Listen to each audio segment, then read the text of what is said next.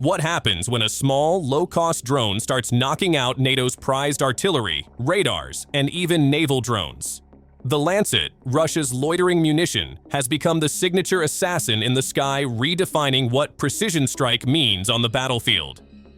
So how does this buzzing hunter keep finding and destroying targets worth millions? And why has it become Ukraine's nightmare weapon of 2025? Let's dive in.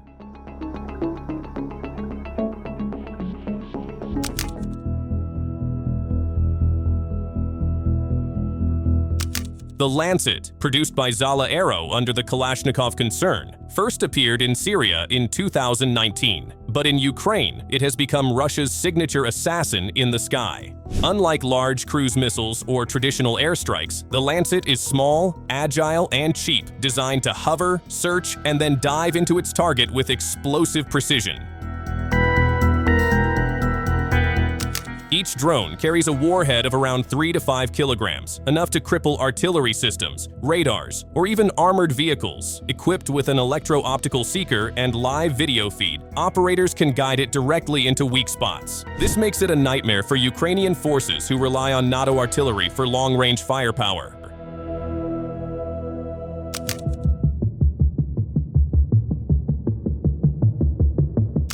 The sequence began on September 6th, when footage released by Sputnik International captured how Battle Group Vostok's Lancet teams intercepted a Ukrainian attempt to rotate units near Stepovoy in the Dnipropetrovsk region. Ukrainian armored personnel carriers, carrying troops through contested ground, became easy prey once spotted from the air. The drone operators tracked their convoy movements in real time, and one by one, the vehicles burst into flames. The official report confirmed at least one armored personnel carrier destroyed and several other vehicles carrying manpower hit. 2 days later, on September 8th, the Lancet turned its focus to Ukraine's fuel supply. Over Chernihiv, a UAV caught sight of a Ukrainian fuel tanker.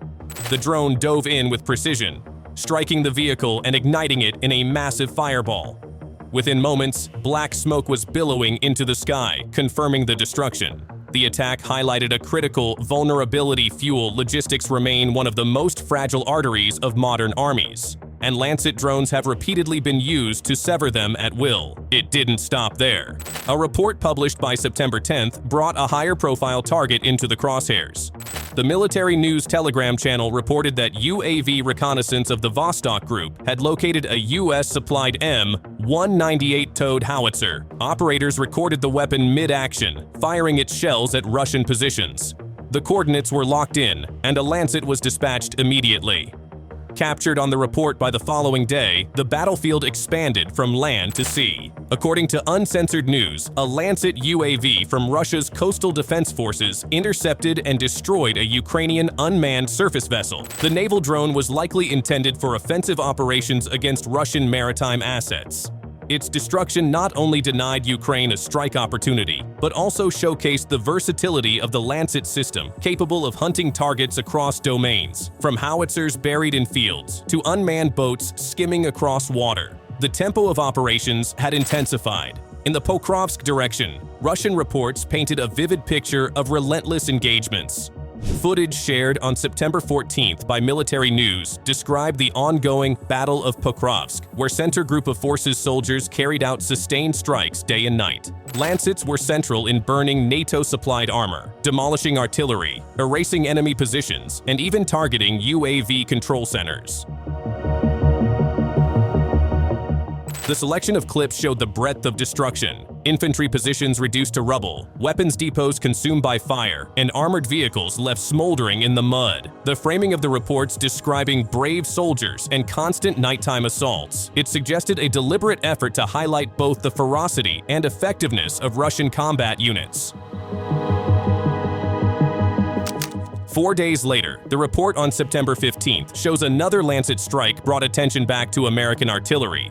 A Telegram channel by Ministry of Defense Russia released video evidence showing a 1,550mm M198 howitzer in Dnipropetrovsk being struck and destroyed. This was the second M198 loss recorded within the span of 5 days, underscoring a trend. US-supplied towed artillery systems were becoming increasingly vulnerable to Russia's loitering munitions. The precision of the strike left little doubt. What once was a powerful symbol of Western support had become a target consistently hunted down.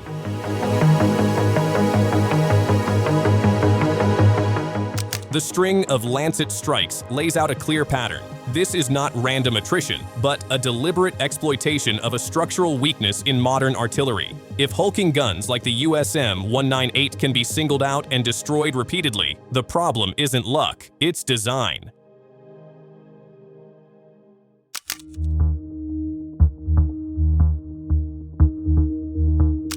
For NATO, artillery is the backbone of long-range firepower. Systems such as the American M198 or European towed howitzers were built for stability and accuracy, not survival under constant drone surveillance.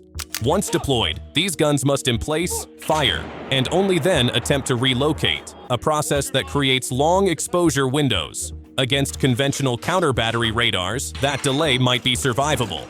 Against a hovering, loitering munition like the Lancet, it becomes a death sentence. The vulnerability is amplified by logistics. Towed artillery depends on prime movers, ammunition trucks, and fuel convoys. Striking any of these support vehicles can cripple an entire battery without needing to destroy every gun. Lancet operators know this and repeatedly target the arteries that keep NATO's artillery alive. Technology further tilts the balance. The Lancet's electro-optical or infrared seeker is more than just a camera. Electro-optical sensors capture clear daytime visuals, while infrared identifies heat signatures, engines, crew movement, or freshly fired barrels at night or through smoke. Combined with live video links, operators can verify targets and guide the drone into weak points such as ammo crates or fuel tanks, maximizing lethality with minimal warhead weight. Even NATO's advanced systems are not designed to counter this kind of persistent, low-cost threat. The battlefield reality is simple. Artillery that cannot move fast enough, conceal itself, or shield its logistics will continue to be hunted down, turning Western firepower into vulnerable prey. So, what do you think of this? Drop your thoughts below. Thanks for watching.